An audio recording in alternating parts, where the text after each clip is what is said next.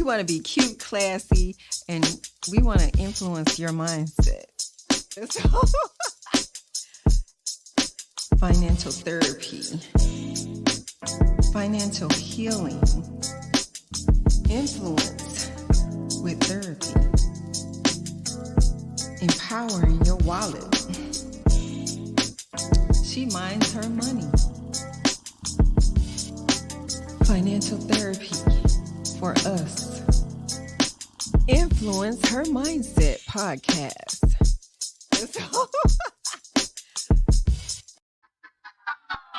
What's up, y'all? And thank you for coming back for another episode of the Influence Her Mindset podcast. Welcome back, and thank you for coming hang out with us again.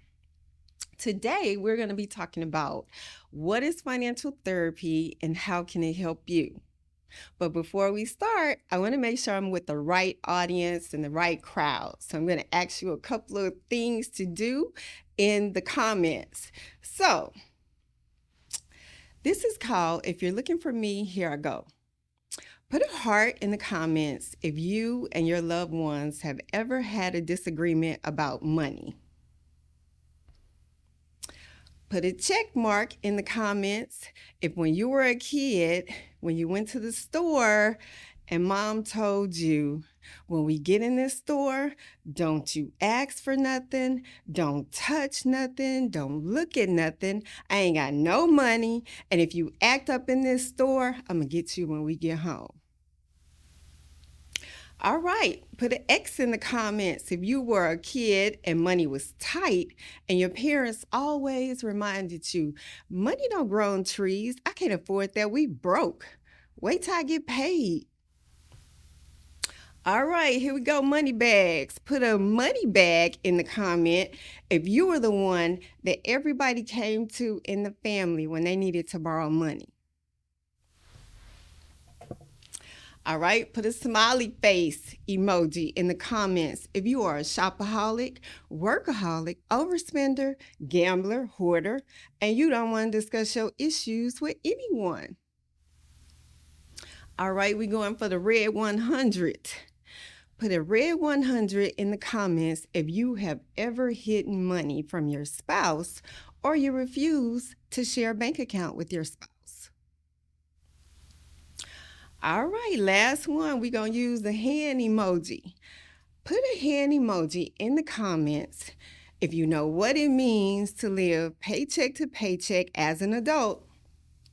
And there was a time when you spent your bill money and you had to do a little something strange for a piece of change to pay your bills, and you don't want no one else to find out what you had to do for that money. All right. Seems like I'm talking to the right crowd here, because the truth of the matter is money problems are everywhere. They don't discriminate. I don't care who you are. We can all identify with one of these scenarios, and pretty much all of them if you want to, and we might even be living with them right now.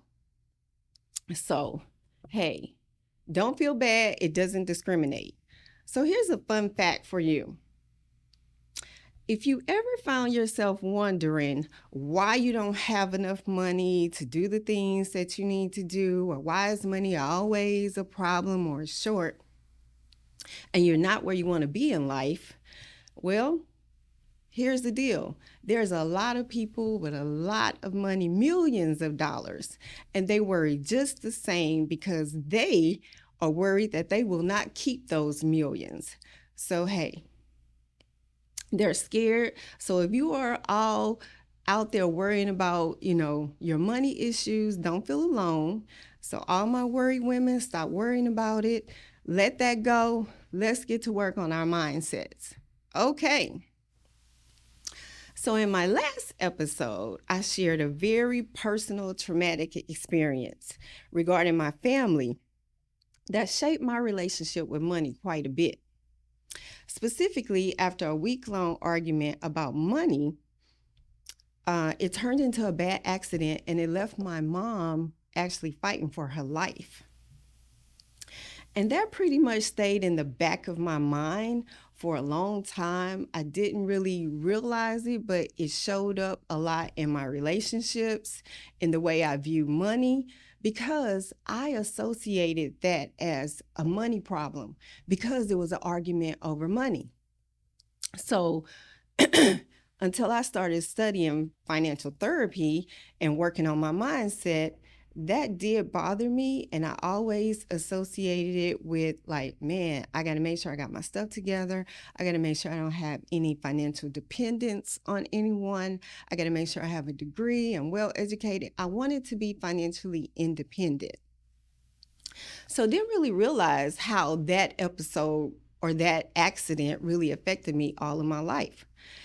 And with mom's accident, that became a financial flashpoint for me because it was actually engraved in my mind. It was like a pain point for me, a point of reference that I associated with the money problem. I mean, it was an issue about money because it was after a money fight. So just want to kind of give you a definition of a financial flashpoint because I associated that money accident or my mom having the accident as a result of the money fight. Financial flashpoints are those super emotional childhood events surrounding money that have been engraved into our mindsets. In the back of our minds, we carry them and they come all the way with us until our adult life. They can be positive or negative, but we do know it sets the foundation for our money views, our values, our pedigree, our lifestyle, and how we pretty much handle money today. So what happens is it shows up in your adulthood, but guess what? It's generational, and you end up passing it down to the next generation, i.e. your kids. So let me ask you a question. Most people say generational wealth is, possible. Well, do you also believe that generational poverty is a real thing? Because let's think about it. If you can pass down from one generation to the next generation, generational wealth, you're looking at the people before you, you're picking up their habits, you're picking up their values. So pretty much you are going to be able to be in line with the generational wealth. At the same time, if poverty is all you see and it's in your family history, your pedigree, sooner or later, it's going to show up those same habits that will lead you down to generational poverty. So I got together a few little financial flashpoints or pain points for you to think about so that you can relate what I'm saying to something you may have experienced as a kid. Now, this doesn't apply to everybody, but some people, because I kind of polled some different people to give me some of their examples of things they may have experienced in childhood that still sticks with them today. So let's go with it. When you wanted that new PlayStation 5 for Christmas, and mom said, no, that's $500. That's a bill. I'm not buying that. You probably were mad at her for the rest of the week or even through the holidays. And you were just like, man, mom tripping. Why she don't want to give me this PlayStation 5? What about the new Jordans? The new Jordans come out. Everyone has a pair but you in school. So now you don't even want to go to school. You're not doing your work. You're like, man, why I can't get a pair of Jordans? Like, what's wrong? All right. How about when mom spends the child support check on her and you know about it, but I mean, it's like nothing you could do. You asking her for money. She's saying she ain't got no money, but hey, you start taking things into your own hands because you mad. You mad at mom because she just spent the child support that's supposed to be going to you. And maybe you started hustling. I don't know. I've never experienced this next one, but I know a lot of people that have. So what about when the lights get cut out? The water gets cut off. There's no food in the house. I mean, You're embarrassed, you're mad. How does that make you feel? Like, what's going on, mom? You ain't pay the lights, you ain't pay water, we ain't got no water, take a bath. I mean, right now, the PlayStation 5 and the Jordans is looking like a luxury item because, I mean, there's no lights, there's no food, there's no water. That's a real thing to go through. And if you were a kid, did you ever have to go to the pawn shop or a payday loan place to get funds or to pay a bill?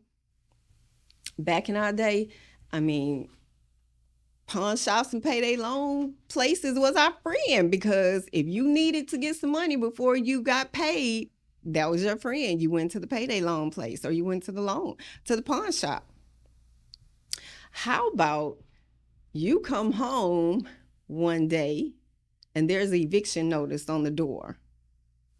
Or you go outside and your car is gone. Your car has been repoed. Like, how did that make you feel? Like, I mean, you looking at mom, looking at dad, like, what's going on? Like, I mean, we want to go to the store. We want to go get something to eat, and the car is gone. Like, these are things that happen maybe in your childhood or even now, and it is really engraved in your mind. And even if you're 4 or 5, you still would remember the time the lights got cut off, there was no food or no water, or the car was gone, or you had to move because you were evicted. I mean, these are real things. I mean, I'd like to hear from you. If you have one of these stories or one of these areas that I didn't cover, feel free to email me at influencehermindset@gmail.com for any episodes you might want to share with me. I'd be happy to look at it or listen to it, or even, give you some feedback on it to help you get through those pain points.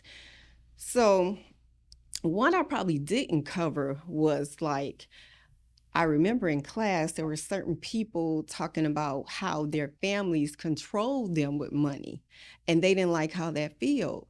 Like, I need you to do such and such for me, or I'm going to cut you off financially. They didn't like how that felt. So that was a pain point for them. We all have different ones, but the point is they stick with us and they become engraved in our minds. So going back to financial therapy, just want to make it clear, financial therapy is not about helping you make more money or earn more money. And it's not even about the amount of money you have. It is a specialized therapy process that addresses the emotional, unhealthy, self-defeating behaviors that we have developed in response to our financial hardships and money problems.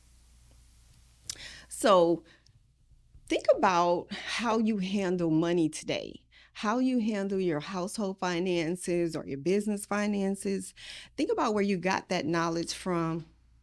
Might not have necessarily been taught to you in school, but maybe the people around you, you kind of valued how they handled their money, or even your parents might have taught you certain things that you really didn't learn in school. So let's test a little bit about where your origins came from. If you can identify with any of these aspects, it's probably going to tell you where you picked up on this particular knowledge. How did you learn how to pay bills and manage your household finances? What are your thoughts about saving money? Were you taught to pay yourself, or do you pay all of the bills and live off the amount that is left until your new or your next payday? Who handled the household finances?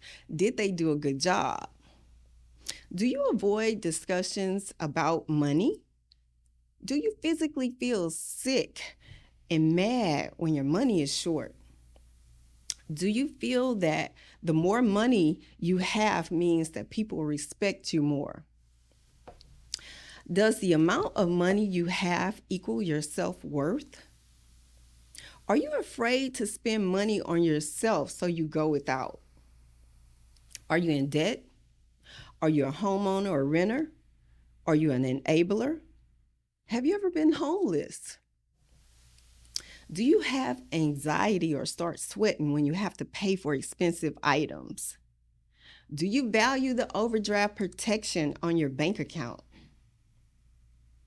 Do you pay your credit card balances in full at the end of the month or just continue to make minimum payments? Do you budget for major purchases such as vacations, luxury cars, tuition expenses? Are you scared to look at the amount of your monthly expenses? Do you discuss your financial situation with your children? Do you invest in stocks for passive income?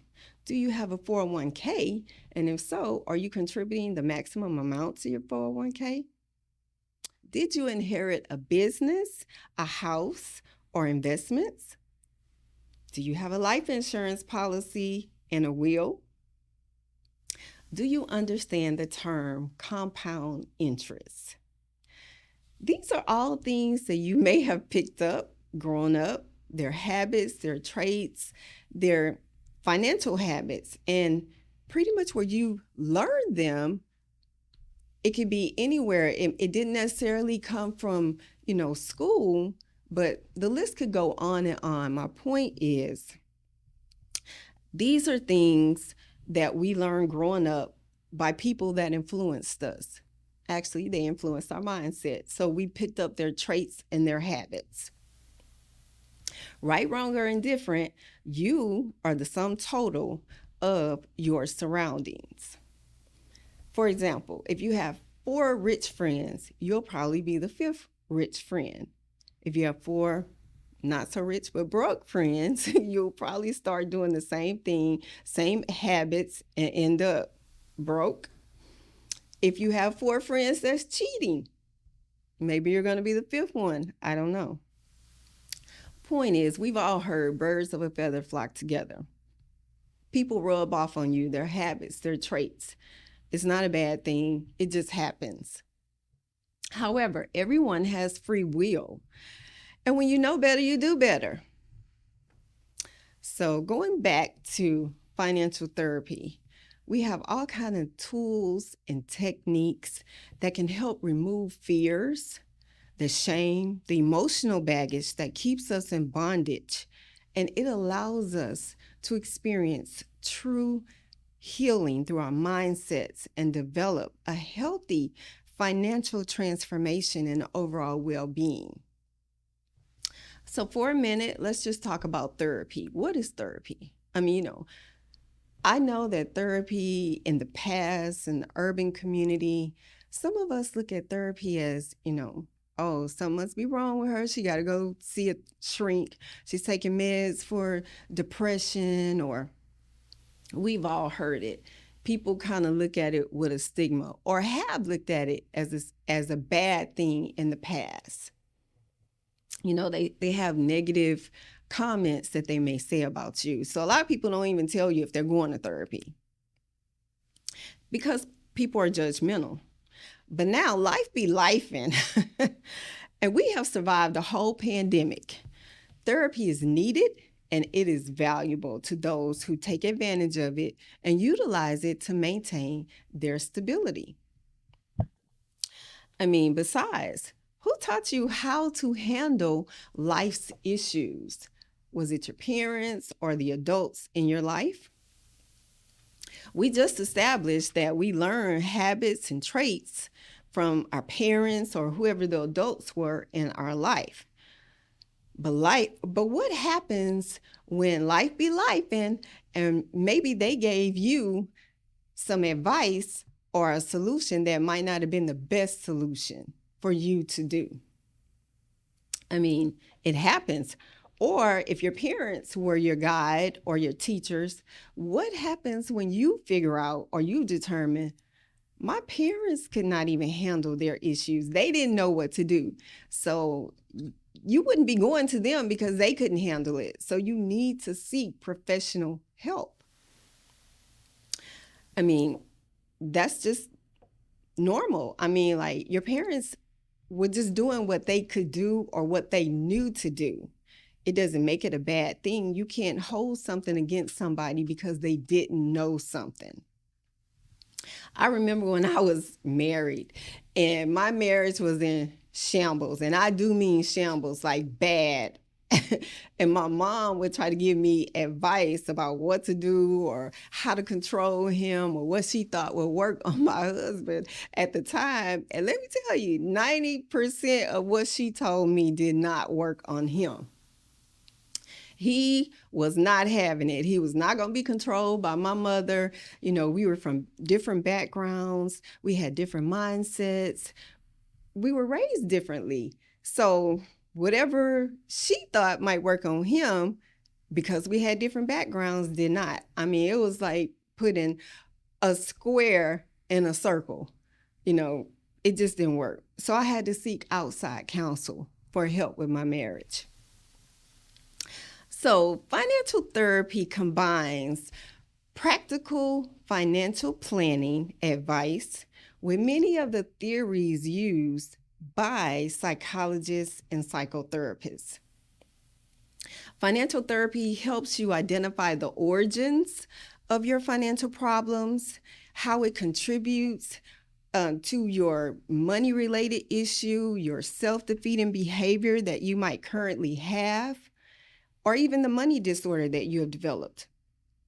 And it helps you come up with a plan to address the behavior and the disorder so that you can restore the relationships around you and your relationship with money for total well-being. Now, financial planning involves setting financial goals, developing an action plan, using monetary assets to implement the financial plan. Financial therapy brings the two together, the behavioral aspect and the financial aspect. So it's very innovative. It's, it's monumental in helping you deal with your financial problems. The goal of financial therapy is to help facilitate healthy conversations surrounding finances and money. It will help you decrease your stress and anxiety that produces money disorders. It also increases your financial management skills to help with the healthy decision making to accomplish your financial goals. And finally, it teaches you to manage your emotions, maintain control of your emotions and your finances, and monitor your progress for financial healing. Many relationships have been destroyed for lack of communication, lack of transparency, lack of control of their finances. Marriages have ended in divorce because couples really do fight about money and they're not willing to come together and get on the same page and seek help. I always say we know money is the number one source of conflict in relationships and marriages, but help is now available. I wish I had the help back then, but help is now available. And if you need assistance and you would like to speak further about maybe a problem that you might be having right now in your finances or a money related issue, please email me at influencehermindset@gmail.com. I'd love to speak with you alone or you and your partner to help you through some of your money issues. So help is here. Just reach out. I'm going to give you guys a little bit of homework for the next episode. I want you to watch your words this week and going forward. I'm going to give you a quote that's very famous and it's very applicable in this process of financial therapy. It goes, watch your thoughts, they become words.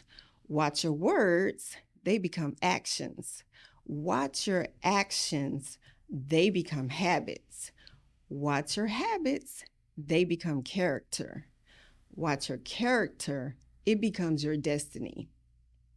This week, I'd like you to be very mindful of the conversations that you're having in the household, in front of your children, because words really do have power. And part of this healing process is for us not to pass down these traits and behaviors that we've picked up in the past that subconsciously or unconsciously we may be passing them down to future generations. And they become financial flashpoints for your family and for your children. So we want to be mindful of how we're showing up going forward. Because what do you think it's going to do to your children's mindset if they always hear you talk about, I don't have any money, we're broke, don't ask for nothing in the store, wait till I get paid? I mean, the process can be handled a little bit different. Because when you're a single parent, or if you're just a parent, period, kids listen to everything that you say, and they watch everything that you do. So it will be easy for them to pick up your habits. And we're trying to change the narrative. We're trying to work on our mindsets. And we want to get all these unhealthy financial habits and change them into some healthy financial decision making, healthy financial planning, healthy going forward, making the decisions that we need to make. So, that's your homework. And I'd love to hear how it goes during the week. I was listening to this couple talk the other day, and they were talking about how they started preparing their kids at an early age to know who they were. So just for example, this couple's last name was Williams, and they said, before our kids go to school every day, we ask them, who are you? And the response would be, I am a Williams. And they said, that's right. And as Williams, what do we do? When you walk out that door, you know that you represent the Williams last name, the Williams household. We follow rules. We're not rude. We represent our last name well. We don't act up. We're respectful. We're responsible. And we present ourselves as respectable people. So I thought that was something cute, but it really resonated with me because, again, if we're trying to change our mindsets, we have to instill good things into the people around us as well as ourselves. So remember, the mindset is going to change, but it starts at home with us. So start teaching you and your family and your kids. Take pride in who you are at this point. Maybe you didn't get it right in the past, but there's always time to change it for the better. So start today. Start building and protecting your legacy with your families. So just giving you a little forward look at what we're going to start covering in the future. In August, we're going to have back to school discussions about savings and not really going into debt, trying to get your children ready for school. Like, make up in your mind this year that this will be the year that I'm going to be responsible with my money, and I'm not going into debt buying all the latest fashions, the Jordans, and I know I keep talking about Jordans, but any name brand clothes, any name brand shoes. For prom, we're not renting Bentleys. I mean, if that's not in your budget, don't try to go all out for Instagram, TikTok, all of the social media just to show that you can rent a Bentley for the prom. These kids are too young. I don't have anything against anybody that wants to do that can afford it, but let's be mindful of where we are, and let's not set a scenario in place that we can't keep up. Decide, going forward, you are going to be responsible. Back to school savings is important, especially for my single mothers. We're going to be sharing stories of some single mothers that have handled their money issues, have overcome their financial struggles, and they're providing, for their kids. We're going to hear their stories, see how they did it. Maybe they can share some nuggets and tips with you. And it's just not for single parents. It's for parents, period. This show does not discriminate Anybody, anybody can learn something from, a savings tip or technique. Each week, I would like to tackle a different subject about financial therapy, bringing in professionals, maybe therapists that, have patients that they're dealing with. I mean, if you need to refer a person to a financial therapist, what does that look like? Just different things that people have put into practice that have worked for them. So, because we're changing our mindsets, we are going to cover different things like money disorders and money relationships and money personalities. There are several different personalities. You could be a massive saver. You could be a person that looks at money as being bad. Believe it or not, some people can win the lottery, and if they're not used to having that much money and they're not comfortable with it, give it a year and they're probably back to where they were before they even won the lottery. As crazy as it sounds, that does happen, because if you're not used to something, it will repel from you. We'll talk about things like workaholism. Some people just think that they cannot work enough, they cannot make enough money to sustain themselves. So, like, what is the number for you? How much will be a good amount for you to say you worked? What about gambling? Some people have a real issue with gambling. Hoarding, we'll cover hoarding, financial denial, overspending, compulsive buying, compulsive shopping, financial enabling, financial dependency again, financial enmeshment. Financial enmeshment, for those of you that might not be aware of the term, is when you're discussing your financial issues and situations with children.